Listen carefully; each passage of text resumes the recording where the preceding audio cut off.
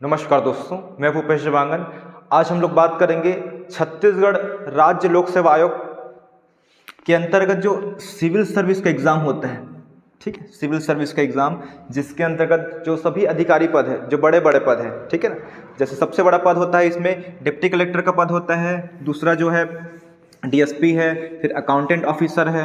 ठीक है, ये सब जो बड़े पद होते हैं, नायब तहसीलदार पद है, ठीक है, आबकारी अधिकारी है, जिला शिक्षा अधिकारी है, बहुत सारे पद आते हैं इसमें, सभी अधिकारी लेवल के पद रहेंगे। ठीक है, चाइल्ड डेवलपमेंट ऑफिसर, बहुत सारे पद हैं। तो हम लोग आज जानेंगे, जिन लोग नए स्टूडेंट हैं उन लोग के लिए वीडियो बना रहा हूँ मैं कि सीजीपीएससी के तैयारी कैसे करें और इसमें कौन कौन सा स्टेप होता है, कौन कौन सा आपको एग्ज़ाम देना पड़ेगा, तब आप लोग जो है अधिकारी ऑफिसर बन पाएंगे। ठीक है, तो उसी की बात करते हैं, तो ध्यान से समझिएगा।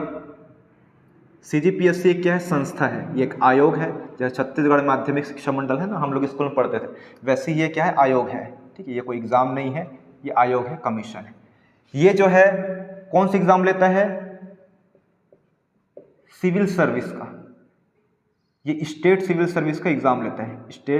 स्टेट जो है सिविल सर्विस का एग्ज़ाम लेता है। ठीक है, इसके अंतर्गत जो है कौन कौन से एग्ज़ाम होता है उसको हम लोग देखते हैं बहुत ही शॉर्ट में। तो इसके अंतर्गत होता है प्रारंभिक परीक्षा होता है दोस्तों, जिसको प्री बोलते हैं, प्रारंभिक परीक्षा। दूसरा जो है मुख्य परीक्षा, एक बार ओवरव्यू दे देता हूँ जिन लोग तैयारी करना चाहते हैं। मुख्य परीक्षा, और तीसरा जो है इंटरव्यू होता है। इंटरव्यू, आपको अगर ऑफिसर बनना है, अधिकारी बनना है, ठीक है, तो ये 3 स्टेप से गुजरना होगा। ठीक है, तभी आप लोग अधिकारी बन पाएंगे। पहला स्टेप कौन सा है? प्रारंभिक परीक्षा, जिसको बोलते हैं प्रीलिम्स एग्ज़ाम। ठीक है, प्रीलिम्स एग्ज़ाम।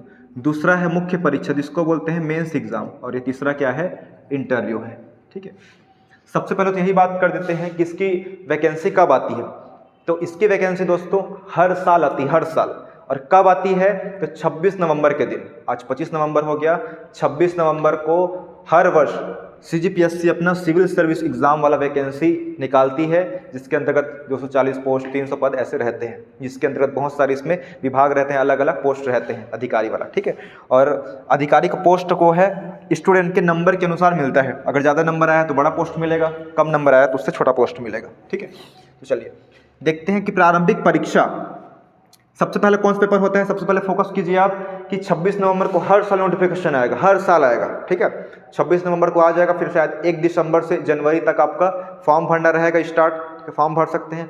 उसके बाद एग्ज़ाम कब होता है? देखिए, एग्ज़ाम के लिए ज़्यादा टाइम आपको मिलता नहीं है, ज़्यादा ज़्यादा क्या है 2.5 महीने, 2 महीने ही मिलते हैं बस। ठीक है, 26 नवंबर को नोटिफिकेशन आता है, नवंबर तो चले गया, फिर दिसंबर पूरा मिलेगा और जनवरी पूरा मिलेगा। उसके बाद फिर फरवरी में क्या है, लगभग 10 से 15 फरवरी के मध्य एग्ज़ाम वो ले लेता है सीजीपीएससी।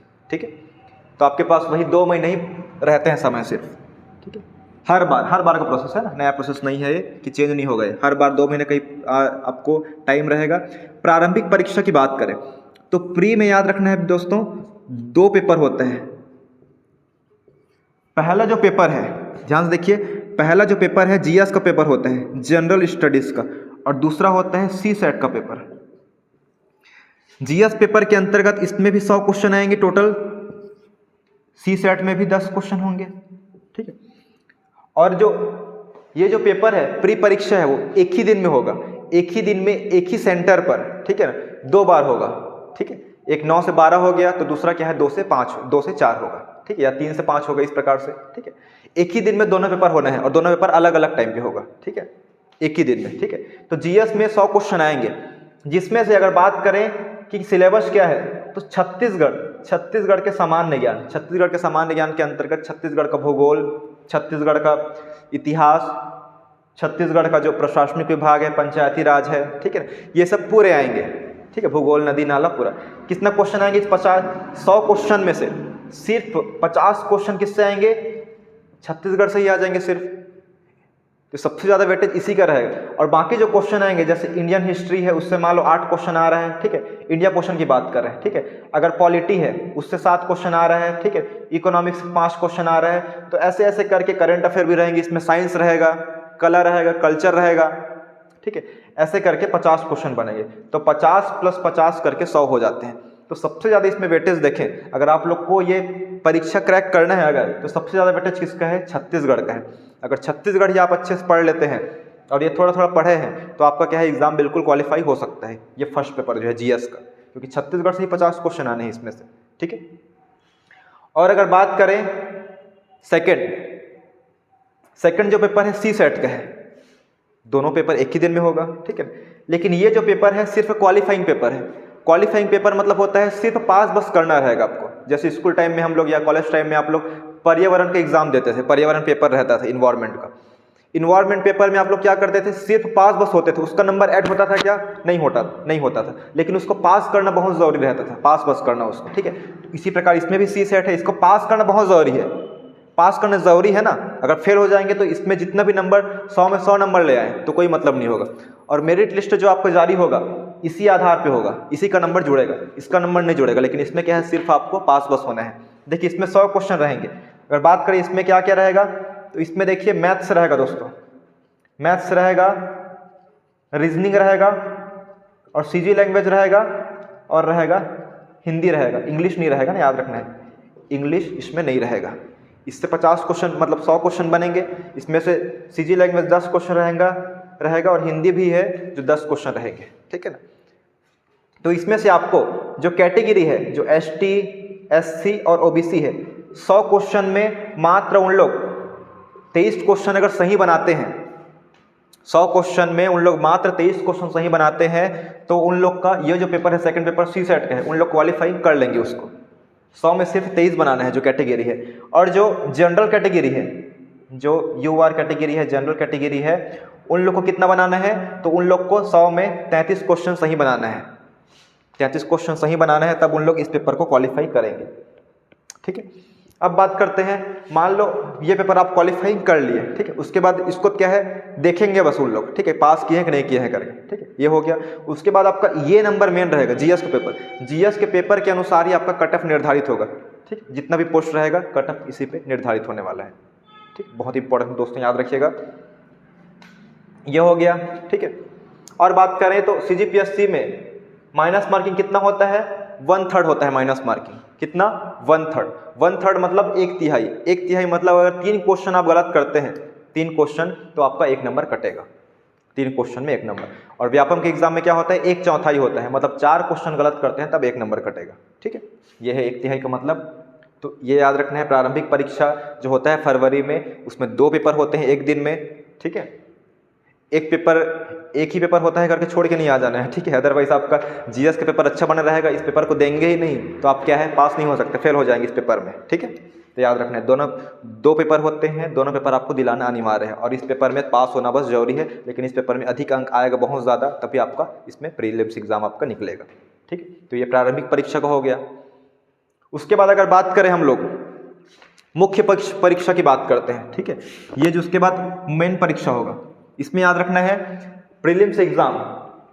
प्रीलिम्स एग्जाम अगर पास करेंगे तो मुख्य परीक्षा होगा। जिन लोग सेलेक्ट होंगे उन लोग क्या है, मुख्य परीक्षा देंगे। और जो प्री एग्जाम है ये क्या होता है, ऑब्जेक्टिव होगा दोस्तों।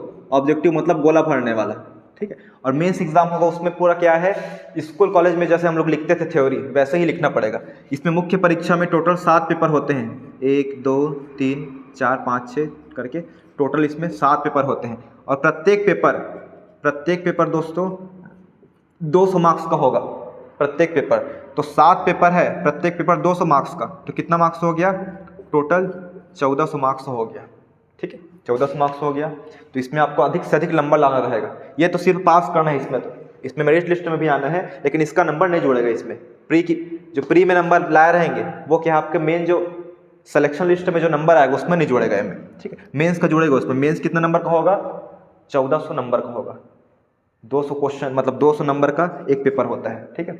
और इसमें जो है, इसमें भी एक दिन में आपके 2 पेपर होंगे, ठीक है। तो आपका 3 दिन में खत्म हो जाएगा। एक दिन में 2 हो रहे हैं, मतलब 3 दिन में कितना हो गया, 3 दिन में 6 पेपर हो गया, 3 दूनी 6 करके। तो चौथा दिन जो रहेगा 1 पेपर होगा, ठीक है। 4 दिन में खत्म होगा टोटल, ठीक है। ये हो गया। इंटरव्यू की बात करें तो जिन लोग मेंस दिए हैं, अगर मेंस में अच्छा नंबर आया है तो फिर CGPSC क्या है, जारी करता है नोटिफिकेशन कि किनका इंटरव्यू में कॉल आया है करके। तो इंटरव्यू होगा दोस्तों 100 नंबर का होगा, 100 नंबर का, ठीक है।